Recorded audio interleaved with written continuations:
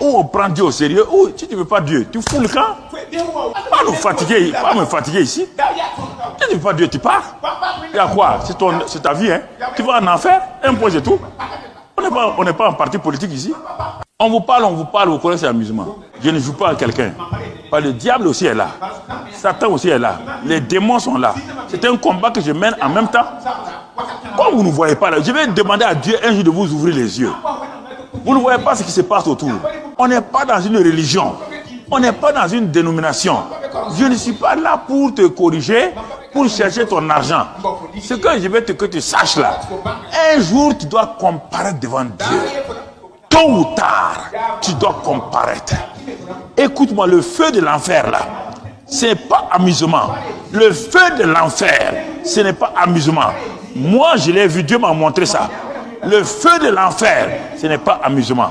Donc c'est pourquoi je fais tout ce que je peux en mon pouvoir là, ce que dans ma capacité là, pour vous amener chacun d'entre vous à ne pas prendre. Ne croyez pas que vous êtes ici où il y a une garantie. Ne croyez pas que vous... Non. Jusqu'à votre dernier souffle fou.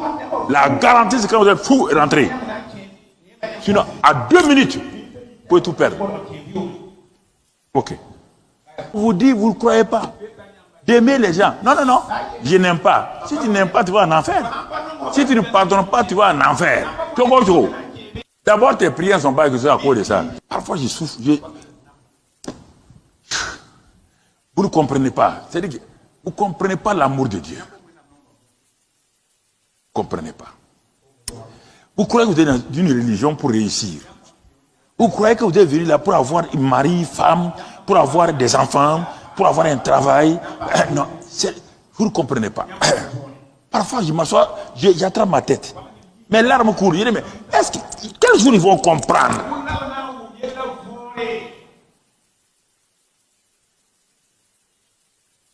Quel jour? Quel jour vous allez comprendre que Dieu vous aime?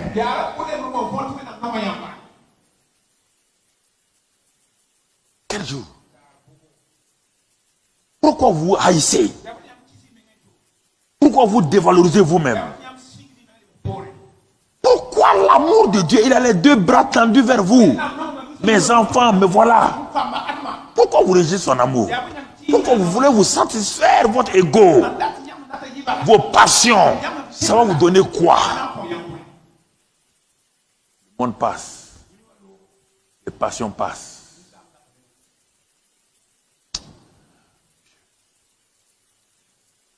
C'est important, frères et sœurs. Je n'ai aucun grain de méchanceté en moi. Aucun. Je sais s'il y a méchanceté en moi, je m'en vais en enfer. Je ne peux pas m'amuser à ça. Aucun homme n'a été créé pour aller en enfer. Aucun homme n'a été créé pour dire que même s'il pêche, il finira au ciel. C'est un choix. Au ciel, on est éternel. En enfer, on est éternel. Et j'aimerais vraiment que ce soit seulement ceux qui finiront au ciel qui soient éternels, pas ceux qui finissent en enfer, parce que déjà un jour en enfer est une grande torture, mais passer l'éternité en enfer, là c'est vraiment invivable. Ceux qui finiront en enfer partageront la part de Satan, la part des démons et la part de l'antichrist et du faux prophète. Ceux qui meurent sans Christ, le jour qu'ils meurent, ils ne sentent pas qu'ils montent, ils descendent. C'est comme si ils allaient dans le magma, mais pas un magma physique, un magma spirituel. Un païen, quand il meurt, il ne sent pas une montée, il descend. C'est pourquoi on dit que le riche a été enseveli, il est descendu. Mais le pauvre Lazare, là dit que les anges sont venus le prendre, et les anges montent, ils ne descendent pas. Et là c'est la montée, là c'est la descente. Ils comprendront qu'ils sont dans une fosse pendant que les autres sont dans une cité. Ici, il y a une cité. Là-bas, il y a une prison. Ici, il y a un palais. Là-bas, il y a une fosse. On nous présente souvent l'enfer comme étant un lieu où les gens souffrent très nombreux ensemble comme des beignets dans l'huile. Ce n'est pas vrai. Ici, on est seul. C'est une prison où on est nombreux, mais on ne se voit pas. On est nombreux, mais chacun subit son sort sans la compagnie de quelqu'un, sans la consolation de quelqu'un, sans le soutien de quelqu'un, sans la visite de quelqu'un. C'est une prison sans visiteur. Personne ne vient te visiter. Une fois, je suis allé à Makala et j'ai vu à quel point ça donne la paix à un prisonnier d'être visité. Même s'il a la peine de mort, même s'il est dans la pire de toutes les prisons, si on lui dit « ta mère est venue te voir, ta soeur est venue te voir, ta femme », il a 30 minutes de paix, de répit. Mais ici, il n'y a pas de visite. C'est-à-dire que tu es seul éternellement. Ici, il y a la lumière. Ici, il y a les ténèbres. Voyez cette image-ci. En soi, ce n'est pas la vraie image. La vraie image, il fallait qu'on mette du noir. Un ténèbre ténébreux et très ténébreux, mais le feu est dedans. En soi, la vraie image, ce n'est pas que c'est un peu rougeâtre et un peu coloré en rouge. Non, c'est ténébreux. On dit les ténèbres du dehors. Tu es seul dans les ténèbres, plus ténébreuses que les ténèbres. Tu ne vois personne, tu n'entends personne, mais tu entends ta conscience éternellement qui te reproche et qui te dit « Si j'avais cru, si j'avais cru, si j'avais cru, si j'avais cru. » Et ici, une lumière éclatante. Pas de soleil. Dieu lui-même éclaire.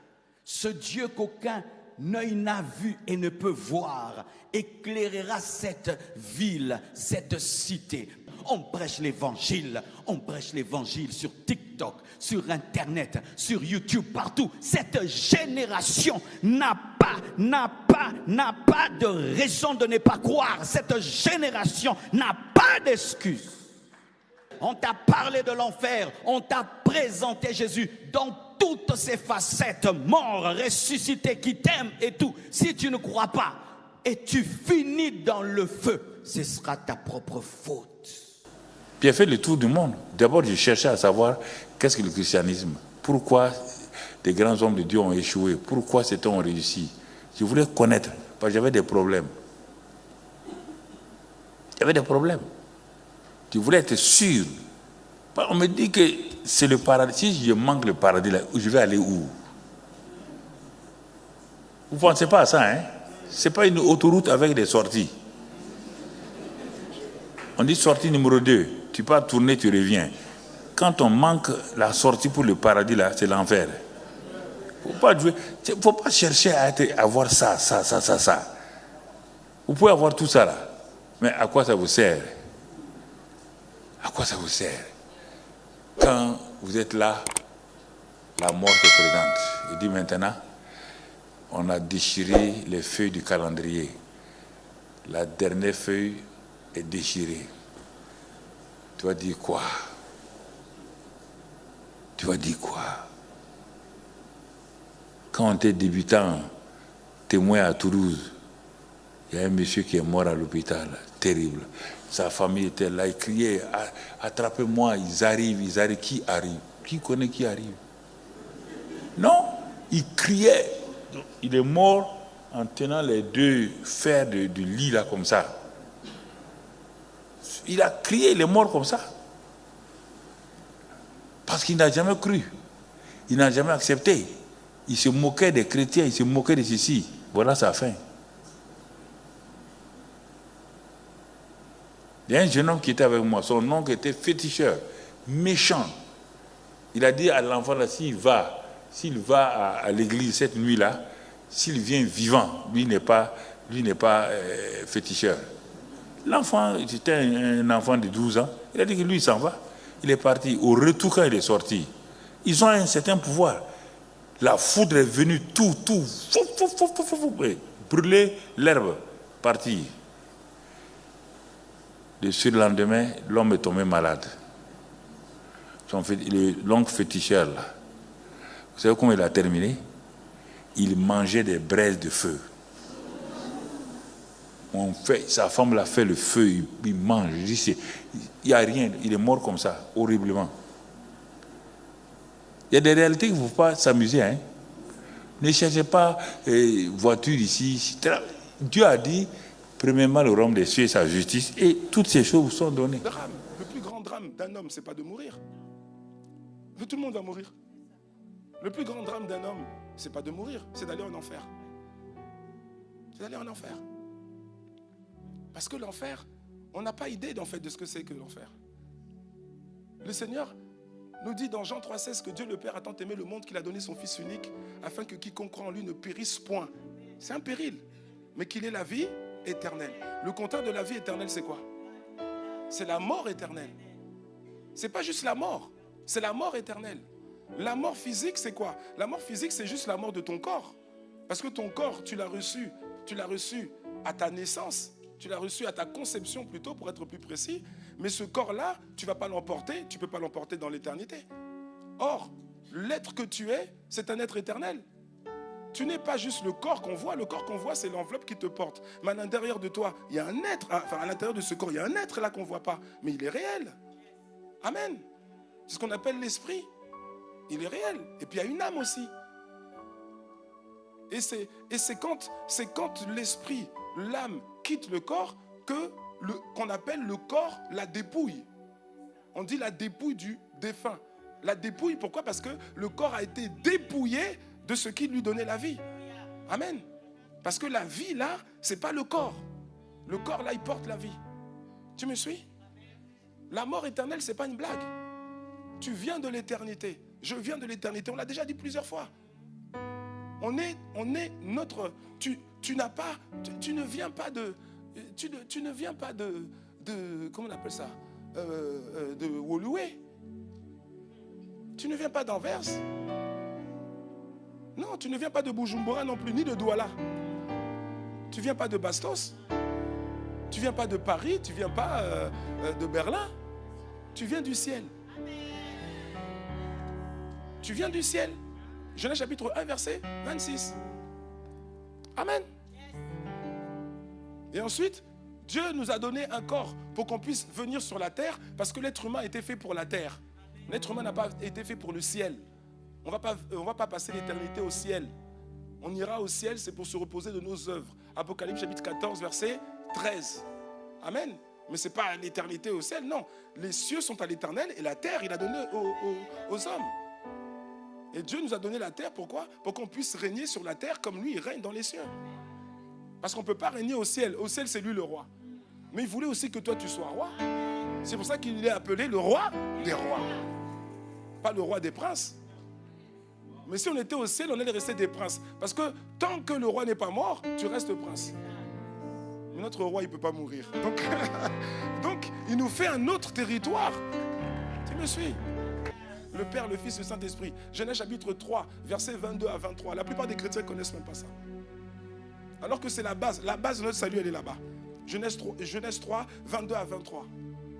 Dieu dit, maintenant que l'homme est devenu comme l'un de nous en ce qui concerne la connaissance du bien et du mal, maintenant empêchons-le de manger de l'arbre de vie.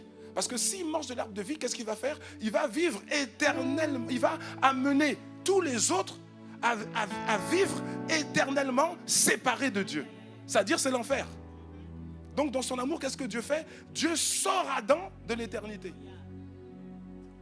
Je te l'expliquerai 100 fois s'il le faut. Dieu sort Adam de l'éternité. Et ça, c'est tellement sage, tellement, j'allais dire, c'est tellement ingénieux. Le diable n'avait pas réalisé que Dieu pouvait faire ça.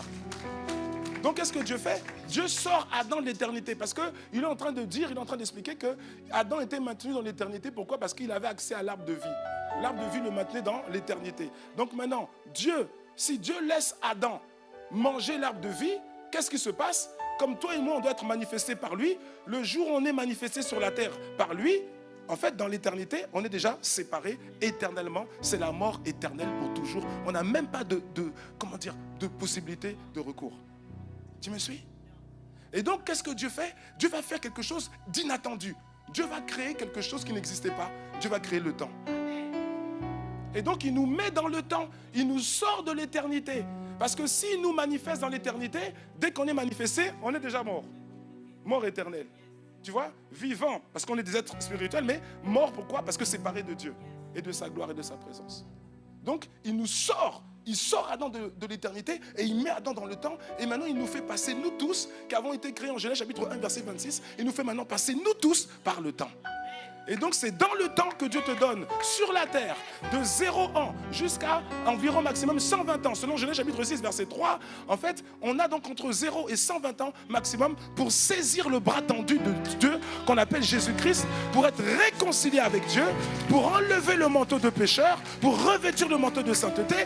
Et on garde cette main attachée, on reste attaché à Jésus jusqu'au jour où notre corps nous lâche et le corps retourne à la poussière et l'homme intérieur, il retourne dans l'éternité auprès de Dieu.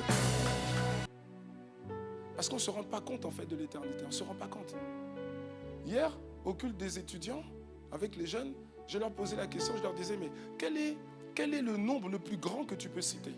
Quel est le nombre le plus grand? Il y en a qui ont dit 1 trilliard ou 2 trilliards. Quelqu'un d'autre a dit 10 000 trilliards, 10 millions de trilliards, je ne sais pas quoi. Moi j'ai dit 10 millions de milliards, de milliards, de milliards, de milliards, de milliards et de milliards. C'est ça. Le nombre, si on pose la question, c'est le nombre le plus grand que je peux donner. Tu vois? Et c'est pas la peine de me dire l'infini. Hein. L'infini, c'est pas un nombre. C'est-à-dire que tu n'as pas été à l'école. Si tu te dis l'infini, c'est pas un nombre. Amen? Tu me suis? Eh bien, laisse-moi te dire une chose. Quelqu'un qui est en enfer, avec les souffrances décrites dans Luc chapitre 16, quand Jésus explique l'homme riche et le pauvre, et Lazare le pauvre, les souffrances décrites par l'homme riche, souffrances physiques, souffrances émotionnelles, souffrances spirituelles, souffrances mentales. Ces souffrances-là, ce n'est pas pour 100 ans, hein. Ce n'est pas pour 200 ans. Quelqu'un peut commettre un crime ou un délit ou un crime grave, et puis on l'arrête, et puis on le met en prison, on le juge, et puis il prend 50 ans, il prend 30 ans, 40 ans. Mais il peut être dans sa cellule, et puis il note les jours. Il note les jours, au bout de 40 ans, il sort. Quelqu'un me suit ou pas? Aux États-Unis, ce n'est même pas 40 ans, parfois c'est 200, 300 ans. Ils ont des... Je ne sais pas, c'est spécial. Hein? Voilà. Quelqu'un est condamné à 300 ans. Je ne sais pas comment... Dites seulement perpétuité, vous dites 300 ans. Vous voyez? Mais même si c'est 300 ans et qu'il peut les faire, s'il était capable de les faire, il peut cocher et au bout de 300, il sort. Mais même quand quelqu'un qui est en enfer, même s'il a fait le chiffre le plus grand que tu puisses citer, en termes d'années, quand il atteint ce chiffre-là, c'est pas fini, il continue encore. Ça ne s'arrête pas. C'est cette dimension de profondeur de l'éternité que, vous voyez non, que j'avais pas. C'est pour ça que le Seigneur a dit, ah non, je ne peux pas laisser l'être humain éternellement séparé comme ça, en enfer. Quelqu'un a dit une fois, oui, mais c'est comme Dieu est amour, certainement que dans son amour, au bout d'un certain temps, il va libérer les gens. C'est-à-dire que tu n'as même pas compris c'est quoi l'éternité. Il va libérer les gens. Mais il va libérer les gens comment? Puisque tu es dans l'éternité. L'éternité, c'est stable. Les choses sont stables. Pourquoi est-ce qu'il nous a sortis de l'éternité? Parce que si Adam avait pris l'arbre de vie, toi et moi, c'était fini. Parce que l'éternité, c'est stable. Donc, il va libérer les gens au bout de quoi? 100 milliards d'années? Mais non. Et c'est l'éternité. Mon ami, c'est quoi l'enfer? Les gens ne comprennent même pas c'est quoi. L'enfer, c'est quoi? La Bible dit que l'enfer, c'est quoi? En fait, l'enfer, c'est... On dit loin de la face du Seigneur et de sa gloire. C'est ça l'enfer. C'est-à-dire, c'est un endroit où Dieu a retiré sa présence, Dieu a retiré sa gloire. Mais mon ami, une créature créée par Dieu ne peut pas évoluer dans cet environnement-là. Et c'est pour ça qu'on parle de l'enfer. C'est compliqué. C'est compliqué. Ce n'est pas 1 milliard d'années. Ce n'est pas 100 milliards d'années. Ce n'est pas 100 000 milliards d'années. Si on pouvait compter l'éternité en années, même au bout de 100 000 milliards d'années, la personne, elle reste encore en enfer. Elle est encore en enfer. Et encore et encore et encore, au siècle des siècles, d'éternité en éternité. Une souffrance qui ne s'arrête jamais.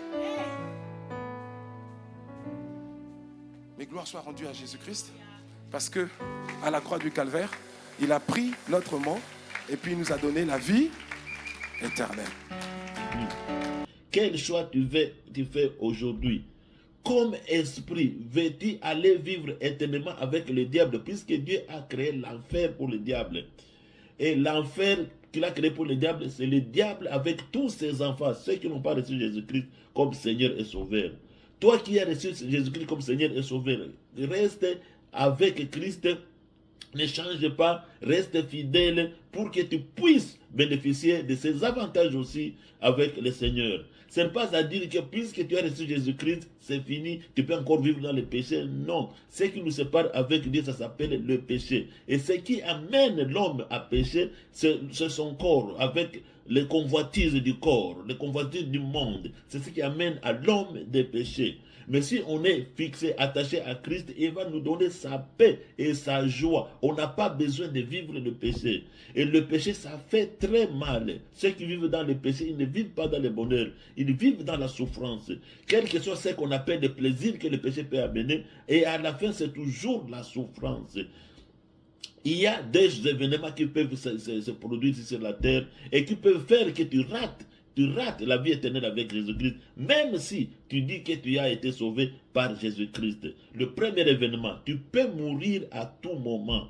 Tu peux mourir à tout moment. Si tu avais déjà reçu Jésus-Christ, mais tu continues à vivre dans le péché, tu ne seras pas avec Christ, puis tu seras appelé enfant de diable. Deuxième événement, Jésus-Christ peut venir prendre son église à tout moment. Il va te trouver comment?